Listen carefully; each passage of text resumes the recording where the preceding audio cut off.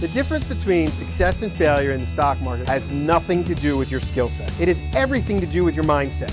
I'm Evan Lazarus, Chief Knowledge Officer and Mentor for T3 Live. I'd like to invite you to an exclusive trading education event in Charlotte, North Carolina on Saturday, March 16th. Attendees will learn what we believe to be the 5 biggest mistakes that plague the average trader and how to overcome them, with a specific focus on trading psychology and risk management. Reserve your seat at t3live.com or call the number below. I look forward to seeing you there. World markets continue to rally this morning after the Dow closed above all-time highs yesterday.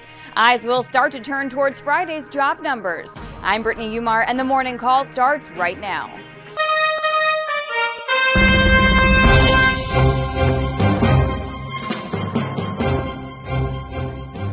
Good morning. My name is Scott Rudd, the Chief Strategic Officer of T3Live.com. And I'm Brittany Umar, and together we bring you Morning Call. So futures are up this morning after the Dow soared to a record closing high on Tuesday, breaking through levels lasting in 2007. So Scott, where do we go from here? That's the billion-dollar question. Right. You know, the question I think last week was, are we going to get here? Now the question is, where do we go from here?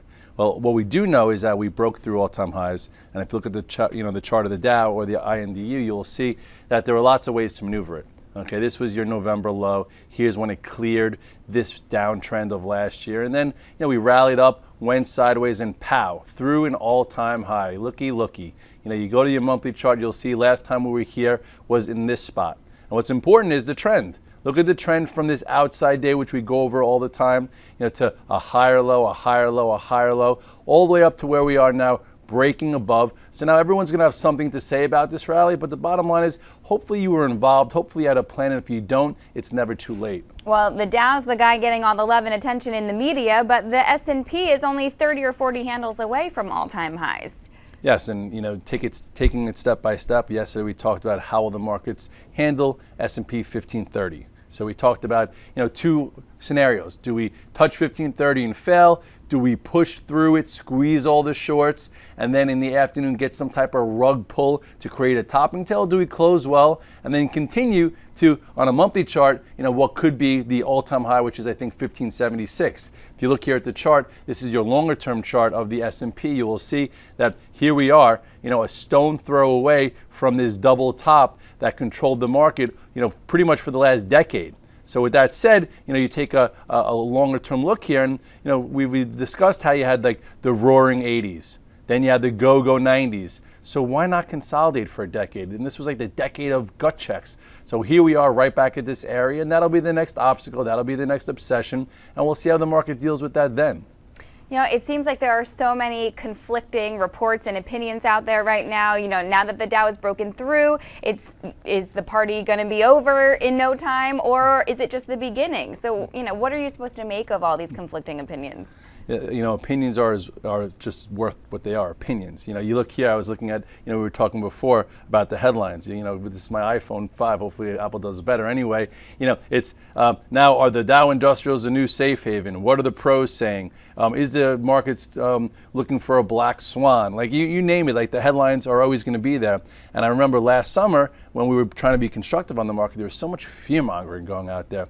I think last year, everyone out there were trying to make headlines with, the European Union going to break up, China hard landing, the Mayans said the world would end, and P.S., the market took it in stride. So the best thing to do is actually watch the market action.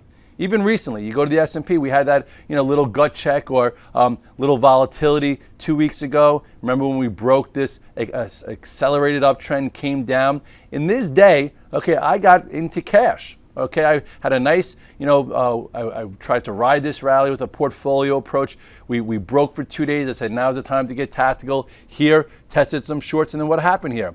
We did not go lower. We reversed. So within these 2 days, you could have switched some gears. Within this little consolidation, you could have put positions back on. I think I went back to 7 or 8 longs, and then now you're enjoying another move. So you can always switch gears. You don't need to have opinions. You don't need to be all in or all out. Just try and be involved in the time frame that you feel comfortable and a time frame that fits your risk tolerance, because it's different for everyone. It's different for you. It's different for me. It's different for our parents. It's different for you name it. but it has to be the right one for you to be comfortable. Well, despite all the headlines out there and all the headlines yesterday about the Dow and the S&P, it was actually the NASDAQ that led with over a 1.3% gain. A lot of that can be attributed to finally seeing signs of life out of Apple. Apple finished up 2.6% on rumors the company may be coming out with a new iPhone sooner than expected. So it'll be interesting to see what yesterday's bounce will lead to. Exactly. And I think traders didn't even want it to bounce. We were so done with Apple, but every time it bounces, you smell opportunity. And it was a little difficult. But all in all, it's same old thing with Apple. We have to measure the commitment, see if something changed. Hopefully they do come out with some kind of new product refresh, whether it's the iWatch, whether it's something new or just a new iPad, iPhone refresh. What I really think they have to do, though, is address and come out with some kind of news about the dividend, get it above 6%, get a buyback in there so this trend can change. So until that happens, you have to take it day by day. You look here at the chart of Apple, you will see major downtrend since the highs here. This was your high at 700. Just fast forward all the way down. This has contained Apple for since September. So every time we've had a few day move, this was the last one. Okay, it went 4 days before failing. Here's 1 day. So what I would say is with Apple right now, just to take a closer look so you can see, because I am long some and I missed a lot of the move yesterday. I think my average cost might be around 430. I would like to see it hold higher, hold above 427. If Apple could show some commitment to yesterday's action and do something different by holding higher, kind of like what happened here. Remember this wide range bar held the top, third of it and then continued. Hold this top end, and then maybe, you get another trade through 435, because 435 was the recent breakdown. That's what paused it yesterday. So if we could hold higher, go above 435, maybe by this particular point, we'll be getting a little bit closer to this downtrend, and then they make some kind of news release about their cash lord, their buyback, their new phone, whatever it is. Something's got to change here for investors to get excited. Well, let's keep the spotlight on tech and talk market leader Google, which continued its gains after its aggressive move on Monday, rising 2.1%, closed at an all-time high. So do you expect continuation today? You know what? There was a nice setup last week when it was holding above 800. You've had multi-setups depending on your time frame. If you're a macro investor and you bought it when it was in that channel at 660, congratulations. If you bought it after the gap up, after earnings when it didn't fill that gap, we talk about that in the swing trading course all the time. You go to the chart here, you'll see that was right here. If you didn't take it into earnings, into the decline, this is where you could have bought it, or you could have bought it when it eclipsed last year's high at this 774. And then recently, this was your last setup. This is when I got involved for a cash flow trade when it looked as if it was holding higher, holding the 8 day, and it went above 808. So then here's your clean breakout. Yesterday was your follow through. Today it's going to be up again. So on the third up day after a big trend extended from the 8 day, I say trim some. And if you're looking to be very cute, and it's hard to be cute on the short side with Google, if you see a divergence, maybe some guys will be looking to fade the open just for a quickie. But overall, this has been the macro high beta name to go with. And LinkedIn, of course, has been best in breed. It opened higher yesterday, but snapped back to the downside and actually finished the day down 1%. But was this action somewhat healthy? Yeah, it can't go up every single day. And we talk about the big base for the macro investors, which was below 127, and now it's get up and go. So if you look at the chart here, you will see this was the big pattern, over the past 2 years that was under accumulation before breaking out and going. This was the earnings when it had a nice gap up. Okay, continuation. This was a decent setup when it went above 161. So just a down day. Some people will say it was a down day in a strong market, so maybe that's a sign. Who knows? All you do know is that this is the low from yesterday, 174.19. Here is your 8 day moving average. You could come in and retest this and still be fine. Look at this move. So right now, there's just no clear setup. So when that's the case, you do less there. And we should mention you were actually on Mad Money last night talking about Facebook and potential setups you see there for the longer term. So tell us about that. Well, this one, it hasn't been public as long as LinkedIn, and it actually has some bad memories in there because of the botched IPO, because of the valuation, the multi rounds for all the angel round investors, and it just opened up too high. And since then, people have been trying to figure out their business model. But as time's gone by, they've overcome some obstacles. You've been seeing accumulation. We've had some decent two-way action. So I think it's getting closer to some type of sustained move. You look here at the chart, you will see this was that botched IPO where it opened up, couldn't find a friend, and then worked this all way lower all the way down into here. Finally, some bottom type action. And then we had a really nice trade, if you remember, above 24 to fill the gap, and then it went to resistance, but it wasn't ready to take it out. So what you do see here is somewhat of a longer term cup and handle pattern. So here's your cup. okay, and then here is a nice handle developing. So the question is, when can it break to the upside? Now, there is an event on Thursday, and I like the fact that it's not rallying into it, because then they might sell it off. So at this point, I am long some Facebook. I think if it can get above this 28.5 area with some kind of volume, that's when I'll add. I'm not going to add till then. And then if it continues to go upwards and takes out 32.50 later this year, I do think you can get a really nice move, in the long term. So if you want to be involved a little bit here, be involved verse 26, and then it starts taking out 28.30, 28.50 and closes above it, that's when you add. Until then, it still needs time. All right, and we've talked about Baidu as a laggard in tech, but it is consolidating at lower levels and trading around its 8-day. So could it look compelling to you here? You know what? Yesterday there was some news about Sohu going private, and the whole Chinese internet group, or Chinese trade, whatever, the Chinese stocks got a boost. And this one has been a laggard. It's been weak. No one really knows exactly why, because it is such a big growth arena, but they're saying the China slowdown. You can't trust some companies' accounting. This has always been best in breed, but it doesn't act well. So here at this lower level, it's worth a look. This was the recent low. It's trying to put a small double bottom in. You do have a bit of a tight pattern pivot. Last time it happened was right here after the bad earnings, or after that big gap down, which continued to the downside. So I would say if you're looking just for a trade, because that's all I would say you should be looking for, it's got to start getting above this 93.21. If it gets above 93.21, perhaps it retraces back to the upside. But I'd be very skeptical. This has been a very weak stock in a very weak trend. Look what it's been doing, all the way down. So it's going to have to show you something different to change. All right, well, and talking tech, we have to talk Amazon, which just saw a 5-day rally and cleared some intermediate resistance on the way up. But now, some people say the stock is overvalued, but it does look like it's setting its sights on its year high. So what's your take? People have been saying this stock's overvalued for years, and it trades at such a high multiple. They're talking about it being a margin story. Everyone has a different story and a different opinion. The bottom line is it's been a big-time macro winner for investors. Lately, it was a nice trade above 267. We had that listed on our price point sheet. You take a look at the chart. That was right here. So at this point, if you're approaching it on a day-to-day basis, this is when it started looking good. Broke above 267, went up yesterday. Was a little weaker, then went again. So at this point, I don't see a clear-cut setup. Like earlier in the week, I like the setup right here. Now it just looks like it has room to, get back to those all-time highs of 284. So I would say, do a little less here. If you're long it and you're trailing it, I would just stay with it. But, I wouldn't fight this, and I wouldn't just be going all in here, because, you're going to have big resistance coming up soon.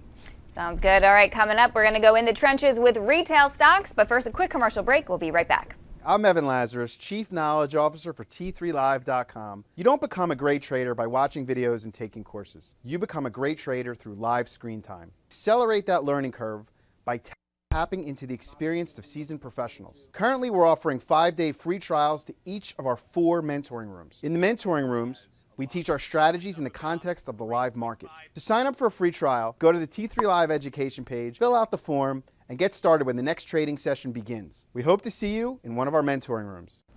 Just as the Dow hit a record high, the S&P Retail Index rose 0.7% yesterday to a record closing high of 725.33. So let's go over some retail stocks, starting with Target, which digested Monday's explosive move well on Tuesday and looks pretty good. Yep, and it's leading the way. And when you have a big name like Target leading the way, it makes investors happy, because this is probably a name that people felt comfortable owning.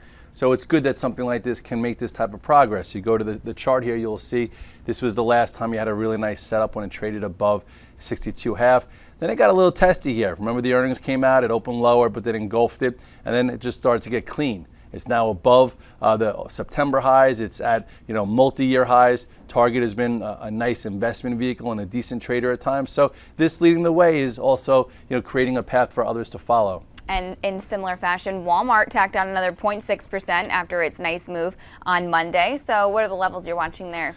I think the setup was earlier in the week. I was long it. I actually sold it yesterday when it broke above that 72. If you look here at the chart, it went back in motion right around here. If you talk about last year being my retail stock of the year, was because of this multi-month channel, okay, which I'll just show you real quickly, that it broke above. Okay, so now it's been taking time to consolidate up here. Nice move from 62 to almost 77. So now you go back to your daily chart. The question is, can it continue again?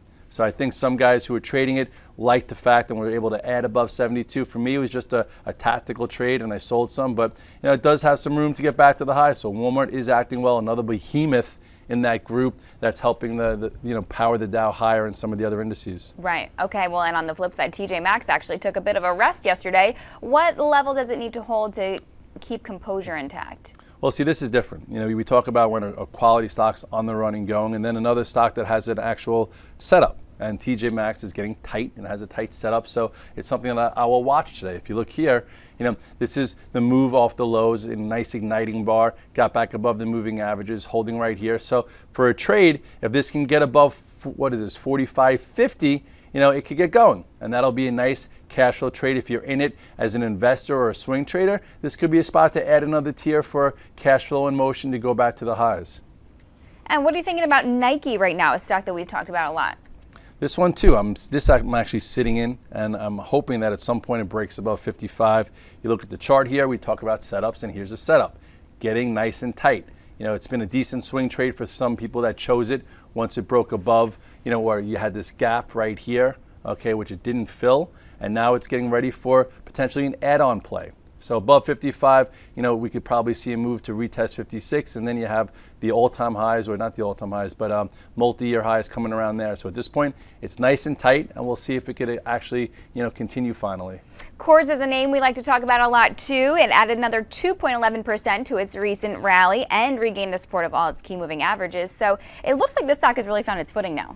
Yeah, well, we talked about the Red Dog reversal. I remember we did that whole strategy on how to get involved with the Red Dog reversal. And with Coors, it was a little bit of a sandbag type of scenario. It came out with good earnings, it was on the highs, and then they announced that secondary, and some traders just said, I'm out. So it takes some time to regroup. You look here, and you will see that that was right here at the highs, boom. Okay, came back in, and then you had this Red Dog reversal. When it traded below 57.85 on this day, came back above it, that was your buy setup. And now it looks like it's starting to get going again. So if you're in Coors, I think you stay with it. Looks pretty good. If it wants continuation, it's got to get above yesterday's high today, which was about 60.92. So it looks like it's still in the game. And if you're a macro investor, you've done really well here. This is why we talk about new issues and the potential that they have. And this is one of them that fulfilled a lot of the requirements. And this was also one of my three amigos that I talked about last year, where you have the potential to be more than just a trade. And that was, I think, Coors, LinkedIn, and Dunkin' Donuts. Well, it definitely wasn't JCPenney, which was the retail loser yesterday. So much bad news about the stock. Shares fell 10% on reports that CEO Ron Johnson could be replaced, or board members could push to sell the company if things don't turn around. And then, of course, after the close, the company's second largest shareholder reportedly offered to sell 10 million shares, nearly half its stake. So lots of bad news. Does JCPenney still have room to fall?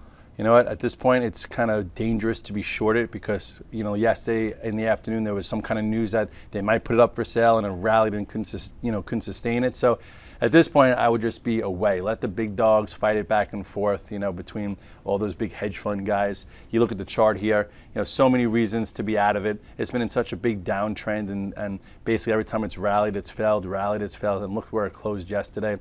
So I guess for a trade, if you're tactically trading it, that's all I would do, and I would do it intraday. But you also have to be careful for a halt. So here is yesterday's action, 14.92. Is that low? Maybe it trades below, it comes back above it. We get some kind of Red Dog reversal for a trade. But overall, I would just be very, very careful. It did just come from 23 all the way down to here. So there's action for the active trader. For the person at home, I would not be buying JCPenney's. Yeah, that would be way too stressful for me. So let's do some quick hits here, starting with the GLD, which of course has been out of play. It's lost the support of its key moving averages. So what's its next level of support? Well, two different time frames. Intermediate, it broke 160. Let's go right to the chart because we got to get these as quick hits.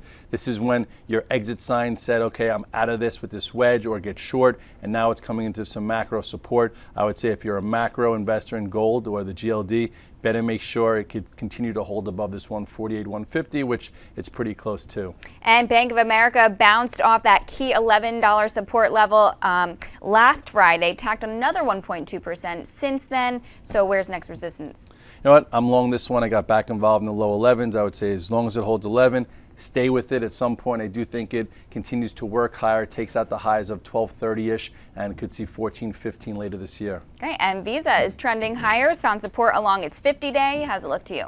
You know, Visa has been a leader. It tried to break out yesterday, and it really couldn't go with power. Look at the chart here. It's really got to get above and stay above. Look how it broke out and came back down, which was a little faulty, but ultimately it looks good. It just didn't seem like it had the power to break above its all-time high. So I would say, as a macro investor, stay with it. As a trader, just don't take as many shares. And finally, Schlumberger found some support at the 75 level. What level does it need to break above to get back in motion?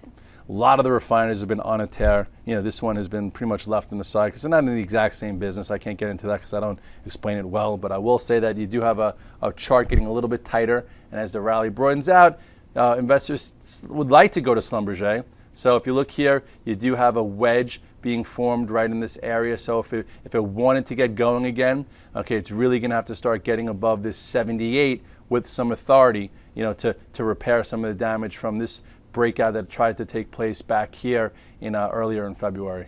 Fantastic. So tell us, what will be your focus heading into trading today? Just trying to stay with my positions. We had a clean breakout yesterday, getting some follow through today. I don't think today's a day to be so excited, especially with the indices to just initiate new longs, but there are stocks that can show relative strength, that can continue on its path, and there's also some leaders that are extended. So you don't want to chase a leader that's up 3-4 days out of a nice pattern, because if you buy it wrong, you're not going to be able to hold it. So at this point, the headlines are screaming, markets all-time highs. If you're not happy with the position you're in, I wouldn't be a revenge trader. I wouldn't go after things, but I would figure out what you've done wrong and put yourself on the right path, because, again, there's going to be a lot of activity the rest of this year. The market will be here next year, the year after, and you'll always have time to make some changes in your process. And what's very important is having that process, and that's all based on your time frame and your risk. Gotcha. All right. Thanks so much, Scott. And that's your morning call for this Wednesday. Happy trading, everyone. Have a great day. I'm Mark Sperling, Director of Trading with T3 Trading Group and contributor to T3 Live. Do you trade on your own, but you wish you enjoyed the benefits of a large trading floor? With the T3 Live virtual trading floor, we deliver that experience to you on your computer. On the VTF, you can follow the long and short positions of experienced professional traders like myself, Scott Redler, and others, and listen to our live radio stations as we navigate the markets. In addition, you get the added value of a large community of sophisticated and like-minded traders. Your membership to the virtual trading floor also includes access to our 2 very popular newsletter products, Off the Charts and the Price Point Sheet, at no additional cost. In my opinion, joining the room will be the best trading decision you will ever make. I would like to invite you to begin your membership with a 7-day free trial. To get started, visit t3live.com and click on the Virtual Trading Floor tab. Have a great day, and I look forward to seeing you in the VTF.